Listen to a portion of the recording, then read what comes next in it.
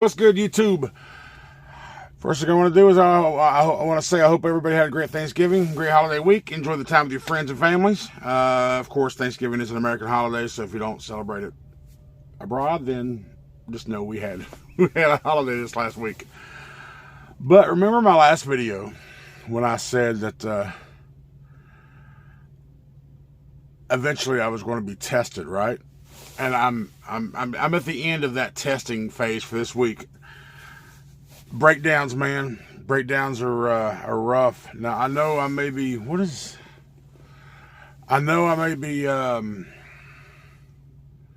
just a driver, not a mechanic,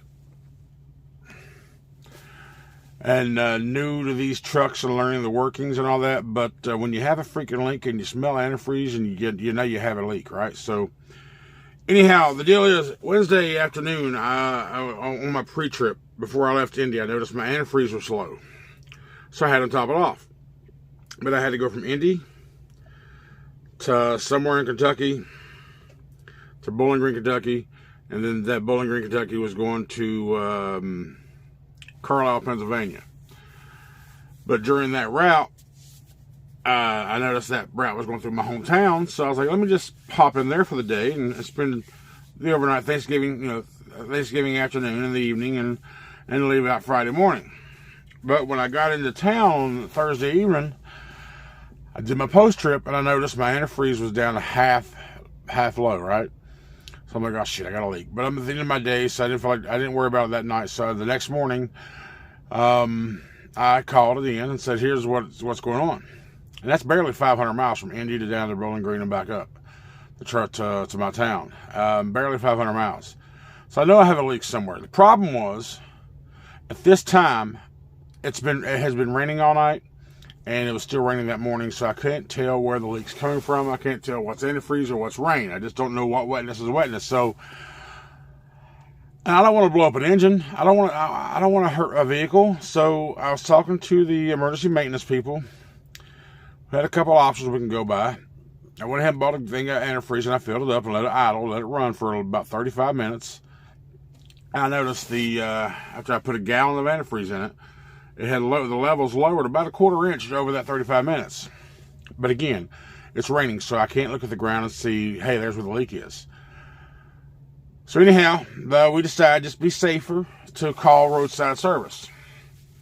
I wait like 8 hours. This is like an whole 8 hour process.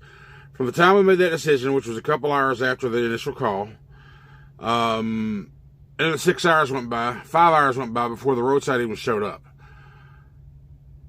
You know, I'm in my hometown. On Friday, I can go home if I wanted to, but the problem is I don't know when this guy's going to show up. I'm just in limbo. I got to stay there with the truck and wait for him to show up. Anyhow, he finally shows up because I obviously couldn't find any obvious leaking from the engine or the hoses or anything around the radiator, nothing like that. And again, it's raining. It's ground's wet. I can't tell where it's coming from. The guy shows up, same damn thing he says, same thing. No obvious leaks or whatever. And he's like, so we made the decision, I'm just going to drive it to the delivery, because up here in Carlisle, there's an OC for Schneider up here with, a big operating center. So there's a shop here, and of course the facility itself with showers and laundry and all that good stuff for driver services. So then, okay, fine, I keep an eye on it. I'll add fluid as I need to. I had to add 2 gallons of fluid on the way up here. Which was just water, by the way, because I wasn't going to spend another $25 on antifreeze because my EFS card wasn't working at the Go-Mart I was at, so I got to fill out a reimbursement form, which reimbursements are always a pain. But anyhow, nevertheless, we got up here, I got the load off, and I was about 20 miles away from where I dropped my load off to get here to the OC. I dropped my trailer, it's in the back, I'll go get it in the morning, and I went to the OC, I put my shop in the garage, my truck in the shop. I went and took a shower, I did some laundry, and I went out and got something to eat. Got a meal. And came back and I sat in around the OC for about, 30 minutes. And they called me and said, hey, the truck's ready. I'm like, cool. My laundry, no. Well, after everything, I was literally waiting for them about 30 minutes because the whole process from into the shop and out of the shop, about 2.5 hours. Again, I did laundry, I showered. And, I went and got a meal. So I was only sitting in the lobby there, maybe even 20 minutes at that. So good. So we got it back, and they did diagnostics on it, and they checked it out. Because as soon as I pulled up and I said, "Hey, I got a leak," but I can't really figure out where it was because because the whole ground wet thing and the rain. He looked around the side, and he saw immediately right there. There's a plastic line that goes from the front along the side of the engine. He said, "Right there's where your leak is." I'm like, "Well, shit." I know that roadside guy could have saw that. I know he saw it. I know he could have fucking did it. It was like late in the day on a Friday after Thanksgiving. He just didn't want to do it. But you know what? Whatever. It is what it is. I was just aggravated, and I had been sitting for about 9.5 hours at this time, off duty. But I went back and changed that shit to where I was on duty maintenance, so I can get my on duty hours for that day. I went off duty initially so I could save my drive time, because I didn't think it was gonna be no 8-hour process, right? So anyway, I went back and edited that stuff. So I turned that into work time. So I make sure I'm logged in as work on duty. Anyway, I wound up staying at that truck stop another night last night. So I got up this morning. I come up here, I delivered the load, and here I am. So it's just, I understand that companies want to use their own employees and their own systems to do, maintenance repairs, because it just saves money. That's why they have their own little techs, right? But when you're out there on the road and something, something's wrong. The problem is I couldn't tell them what was wrong. I couldn't see it. Anyway, that was just kind of my test. I'm like, shit, breakdowns are just bad. So hopefully I don't have any more issues out of this here anytime soon. But just know that, well, fortunately, I guess I'm in my early months still, so I'm still in my guarantee time. As long as I work an X amount of hours a week, which is why I went on duty again, because I was waiting for repair, right, and maintenance. As long as I have clocked in 45 work hours a week, I get my guarantee number. Now, if I was already past the guarantee time period, then I would have been really furious because I would no miles, no money.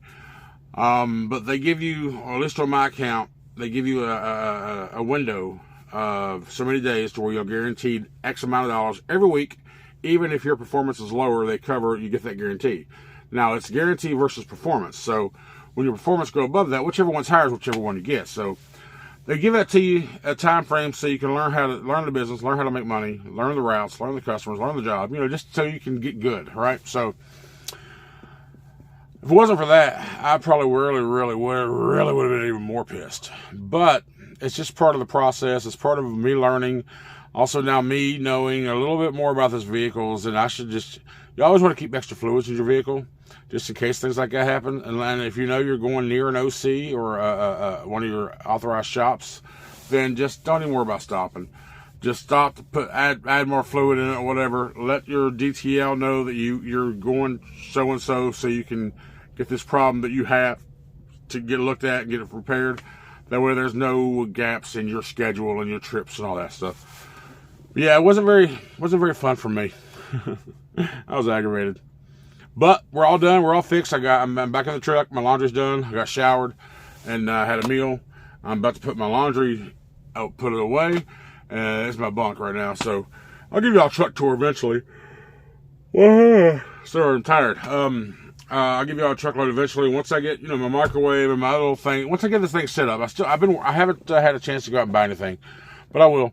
And once I do that, I'll give you a truck tour. Anyway, guys, YouTube, you guys have been supporting these videos really good lately. I really appreciate it.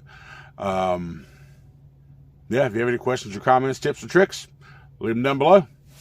Have a great day, guys. We'll see you next week, if not sooner.